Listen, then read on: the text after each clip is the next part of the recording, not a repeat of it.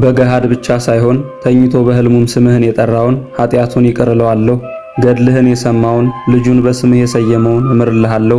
ወደ ቤተ ክርስቲያንህ ሄዶ ገድልህን መስማት ያልተቻለው በቤቱ ሆኖ 3 ጊዜ እየሰገደ አምላከ አቡነ ኪሮስ ማረኝ ብሎ ቢማጸነኝ እምረዋለሁ። መታሰቢያህን ያደረገውን ብቻ ሳይሆን ለማድረግ አስቦ ሳይሆንለት የቀረውንም እምርልሃለሁ።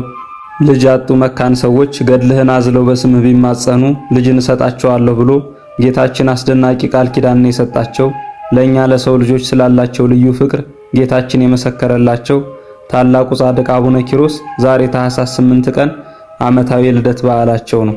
ዳግመኛም በእጃቸው ይዙት የነበረ የመስቀላቸውን ዕጣቢና የዝክራቸውን ፍርፋሪ በመቅመስ ብዙ መካኖች ልጅን የሚያገኙባቸው በእረፍታቸው ዕለት መቋሚያቸው ወደ መነኮሳት ሄዳ አባታችን አርፈዋል ብላ በሰው አንደበት የተናገረችላቸው በገዳማቸው በዲማ ጊዮርጊስ እባብና ጅብ ሰውና እንስሳን የማይተናኮልባቸው ስምህን የጠራውን መታሰቢያህን ያደረገውን እስከ 7 ትውልድ ድረስ እምርልሃለሁ።